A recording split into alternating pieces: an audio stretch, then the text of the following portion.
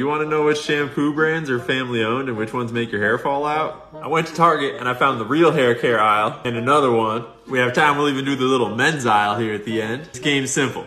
We're looking for any brand that's not owned by a mega corporation, or at least a brand that is not in a class action lawsuit for shampoo that makes your hair fall out. No joke. Starting off with Pantene. Who owns Pantene? Procter & Gamble. And if your top shareholders are a bunch of fund managers and banks, no one gives a shit about a hair product in your aisle. So Pantene looks like that. What about OGX? I accidentally went down this rabbit hole about this Brazilian oil company, and I met this billionaire who was an international speedboat champion, got arrested for like major fraud. He was once worth $32 billion and boasted that he would overtake our buddy Carlos Slim as the richest man in the world by 2015. And then his wealth went from this peak of 32 billion to a negative net worth of over 100% losses. Top it all off, he got indicted for a $100 million money laundering scheme, paying off the governor of Rio de Janeiro $16 million. And he is now on a, 30-year sentence in prison. I was like, what is going on? But then I think I realized it was the wrong OGX, and we're talking about a different criminal OGX. That's right, you really can't make this shit up. OGX shampoo is in a class action lawsuit for putting in chemicals that cause hair loss.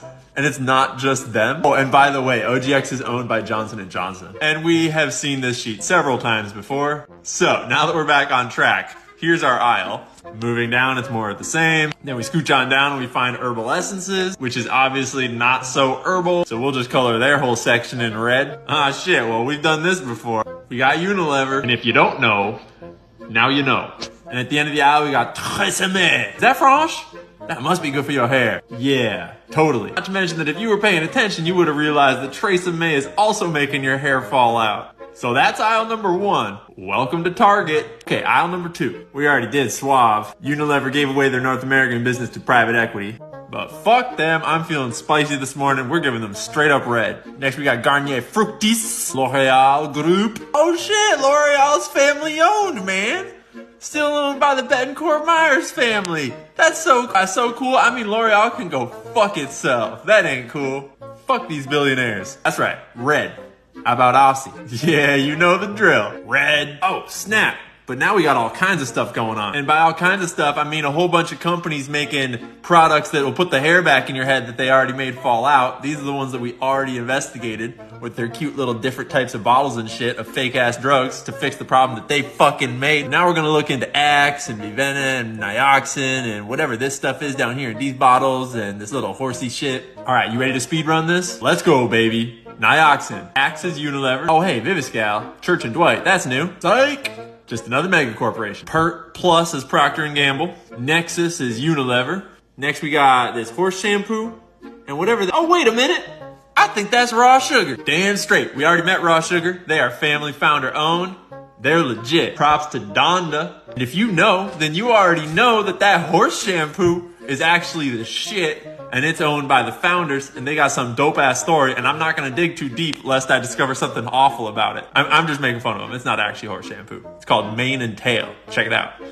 So I think we finish off kind of like this. I don't know what that shit is. All right, moving down into the men's section. This is stuff we already did. Dove, men's, bullshit. Suave, men's, bullshit. I'm just gonna speed run all of this all at once. Michiru is owned by Unilever. Old Spice is Procter & Gamble. Got to Be is owned by Schwarzkopf. Schwarzkopf is owned by Henkel. Henkel's ownership is a little different, but don't kid yourself. This is what a mega corporation looks like.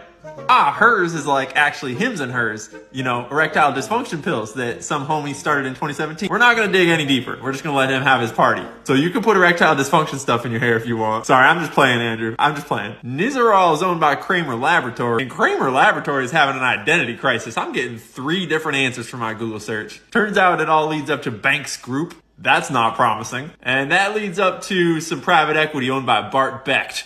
$30 billion worth of private equity. When in doubt, just type in your trusty Google search. Product name, lawsuits. And you'll find out that some of Nizaral's products are breaking up your liver.